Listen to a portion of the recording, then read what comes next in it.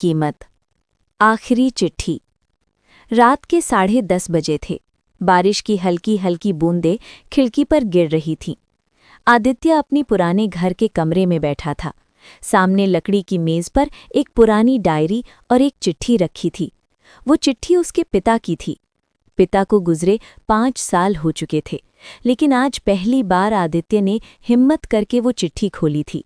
ऊपर लिखा था, जब तुम्हें लगे कि समय तुम्हारे हाथ से निकल रहा है, तब ये चिट्ठी पढ़ना। आदित्य की आंखें भर आईं। वो एक सफल सॉफ्टवेयर इंजीनियर था।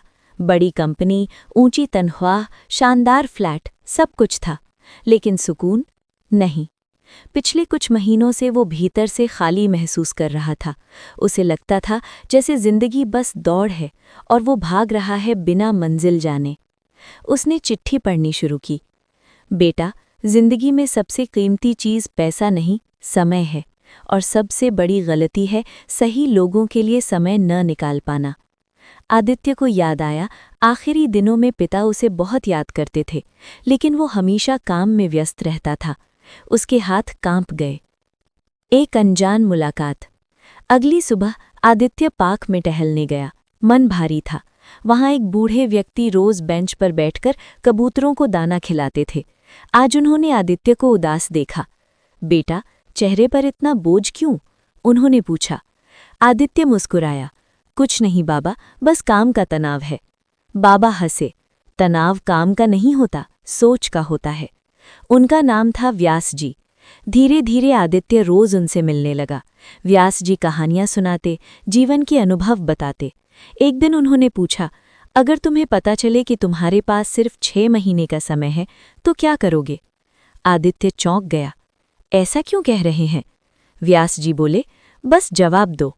आदित्य कुछ देर सोचता रहा, फिर बोला, शायद माँ के साथ समय बिताऊंगा, अपने पुराने दोस्तों से मिलूंगा, पहाड़ों पर जाऊंगा, कुछ ऐसा करूंगा जो दिल चाहता है। व्यास जी मुस्कुराए। तो फिर अभी क्यों नहीं करते? वो सवाल आदित्य के दिल में तीर की तरह लगा। एक सच्चाई। कुछ दिनों बाद व्यास जी पार्क में नहीं आए। आदित्य बेचैन हो गया। उसने आसपास पूछताछ की, पता चला उन्हें हार्ट अटैक आया है। वो अस्पताल पहुंचा। व्यास जी आईसीयू में थे। उन्होंने आदित्य का हाथ पकड़ा और धीमे से कहा, बेटा, समय किसी का इंतजार नहीं करता। मैंने भी बहुत देर से सीखा, तुम देर मत करना। कुछ ही घंटों बाद व्यास जी इस दुनिया से चले गए। आदित्य के भीतर कुछ टूट गया और कुछ नया जन्म भी ले रहा था। बदलाव। उस रात आदित्य ने फैसला लिया। उसने ऑफिस में लंबी छुट्टी के लिए आवेदन दिया। सब हैरान थे। वो अपने गांव चला गया, जहां उसकी माँ अकेली रहती थी। माँ ने दरवाज़ा खोला तो सामने आदित्य को देखकर उनकी आंखें भर आईं। अचानक, सब ठीक है ना? आदित्य ने माँ को गले लगा लिया। हाँ माँ, अब सब ठीक होगा। वो रोज़ माँ के साथ बैठता, बातें करता, खाना बनाना सीखता। गांव के बच्चों को कंप्यूटर सिखाने लगा। धीरे धीरे उसे एहसास हुआ, सच्ची खुशी दूसरों के काम आने में है। बदलाव। उस रात आदित्य ने फैसला लिया। उसने ऑफिस में लंबी छुट्टी के लिए आवेदन दिया। सब हैरान थे। वो अपने गांव चला गया, जहां उसकी माँ अकेली रहती थी। माँ ने दरवाज़ा खोला तो सामने आदित्य को देखकर उनकी आंखें भर आईं। अचानक, सब ठीक है ना? आदित्य ने माँ को गले लगा लिया। हाँ माँ, अब सब ठीक होगा। वो रोज़ माँ के साथ बैठता, बातें करता, खाना बनाना सीखता। गांव के बच्चों को कंप्यूटर सिखाने लगा। धीरे धीरे उसे एहसास हुआ, सच्ची खुशी दूसरों के काम आने में है। अधूरी ख्वाहिश। एक दिन उसे पिता की डायरी मिली।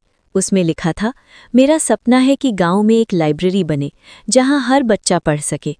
आदित्य ने तय किया, वो पिता का सपना पूरा करेगा। उसने अपनी बचत का बड़ा हिस्सा लाइब्रेरी बनाने में लगा दिया। दोस्तों से मदद ली, गांव वालों ने भी साथ दिया। 6 महीने की मेहनत के बाद एक छोटी सी लेकिन खूबसूरत लाइब्रेरी तैयार थी। उद्घाटन के दिन आदित्य की आंखें नम थीं। दीवार पर पिता की तस्वीर लगी थी। नीचे लिखा था, समय सबसे बड़ा धन है, इसे सही जगह लगाओ। अंतिम संदेश। समय किसी के लिए नहीं रुकता, लेकिन हम तय कर सकते हैं कि उसे किसके लिए रोकना है।